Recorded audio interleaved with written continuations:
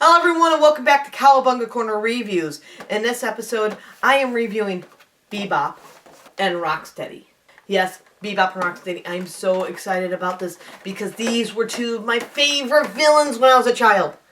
And now they're back! And this is one of those things where you're just going, yay! My favorite villains are returning. But are they going to be anything like we know them? They sure don't look like them. And that's one of the major things I want to point out here. They do not exactly look like the characters that they used to be. Bebop does have his mohawk. He does have his glasses. But we're missing the turtle shell arm, shoulder pieces. And there's just some things really different about him. Especially if you've gotten to know the character already. He is very different than our Bebop.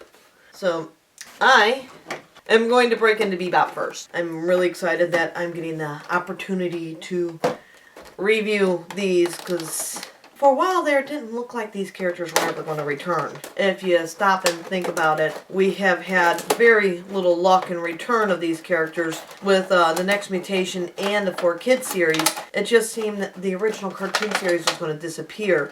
Nickelodeon has been showing that's not true with a lot of the characters that they've brought back, but they really kept us waiting. I mean, we're in season 3, and we're just now finally getting Bebop and Rocksteady.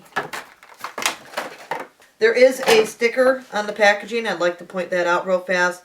It says, exclusive video game feature unlock code inside. And for the code that you are given, it is the Super Vanish code. And if you got the video game, you can use that. And if you have the toys, you can find out what the code is. I am not going to reveal that code because they want you to buy the toy. And now for the back of Bebop's box. Master Thief Anton Zek is mutated by Shredder into a wily warthog for trying to steal his legendary helmet. Given the option to either serve Shredder or be destroyed, Bebop, as he becomes known, swears allegiance to Shredder and teams up with his partner in crime, Rocksteady, to find Karai and hunt down the turtles. The Ninja Turtles better beware of this pig-headed mutant. He has the ability to turn invisible, is equipped with X-ray glasses, and has unlimited gadgets that makes him more than a formidable foe that wants to take down the turtles. Weapons, Flash Bomb, and Sticky Bomb. Team Foot Clan. This is different. Seriously, it's really, really different. Bebop turning invisible, having fancy gadgets. That's not the Bebop we knew. Bebop was, he liked his comic books, and he had his pet turtle Slash. And Slash loves his binky. So, yeah, there is a huge difference in IQ levels between our Bebop of the past and the Bebop now. Is this going to change how we feel about Bebop? Or is this going to give us something that we love about the new Bebop? Let's find out inside the series. Let's get this guy out of the package. There's his card. Bebop does have one twist tie. People know I hate twist ties. There we go. Bebop's joints. He's got head, he's got knee and waist. No elbows, but he's got his arms. And his elbows are slightly bent, so he is in an action pose. He's got a really pissed off face. I'm sure he is, because he did not want to be mutated, because, well, women love his face. Here he is. This is Bebop. And his two weapons are just little pop-outs. There's no tape or anything holding them in. That would be the Flash Bomb, and that would be the Sticky Bomb.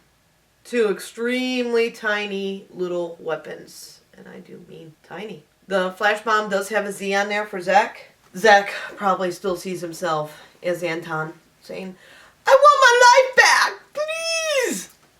I'm too pretty for this big face. That's Anton Zek. Let's get into Rocksteady. Rocksteady is definitely different.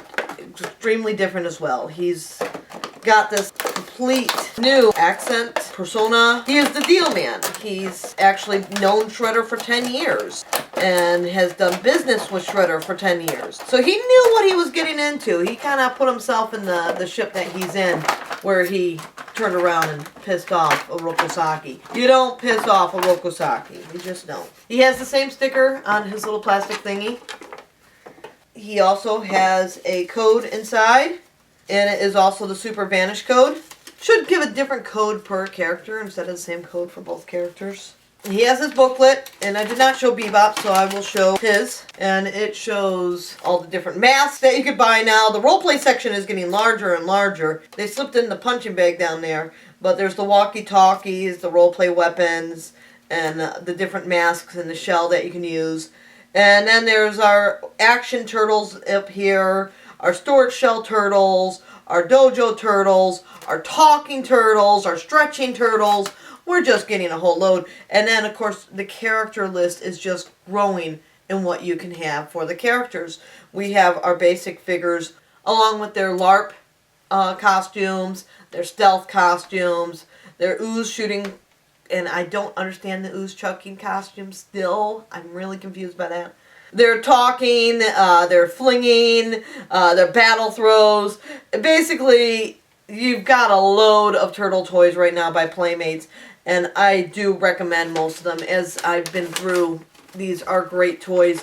This doesn't even touch those awesome half-shell hero toys that have also come out. So I like what we've got, and I like where it's been going. Here is Rocksteady's little cardboard that goes in the front.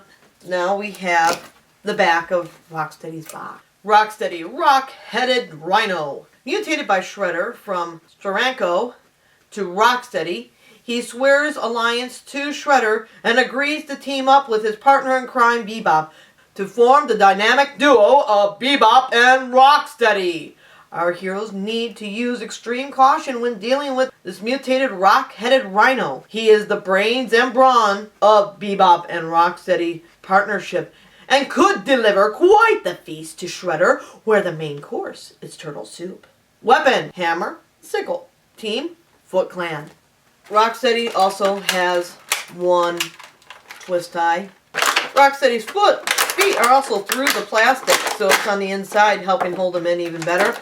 I like that better than having twist ties on the feet. Thank you, Playmates, for coming up with a new design for that. Thank you. Taking his weapons out of plastic, too. Breaking him out of package for the first time. He's got some stiffness to him. His feet are really different. He's got the actual rhino feet. It's my first time really looking at that part. I've been looking at the face and the body, but wow, those feet are different. It's going to make him a hard balancing act. He's got his star there, a full little weapon harness, armor on his shoulders, and looks like it could be like brass knuckles on his wrist. What I like is the bottom of the feet are filled in like the toys used to be all the time. That said, also about Bebop, I prefer the little holes in the full feet than the open hole feet where the whole foot is open. This is how I'd rather have my toys. There's no joints in his knees, there's no joints in his elbows, but he's got wrist joints, and he's got his waist joint, and he can turn his head. Bebop does not even have wrist joints. This is the duo that we've been waiting for. Bebop and Rocksteady. Working with, now, the Shredder, Tiger Claw, Razar, and Fish Face.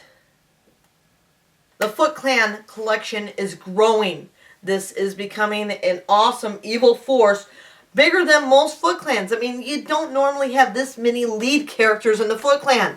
Usually you have Shredder, a couple lackeys, and that's it. And the original cartoon series, you had Shredder, Bebop, Rocksteady, and Krang. That was the Foot. Otherwise it was foot soldiers or miscellaneous characters that would come and go. In the 4Kids series, we had Shredder, Hun, and Karai. And Baxter Stockman, who really wasn't Foot. You did later get Chaplin, who was Karai's little lackey.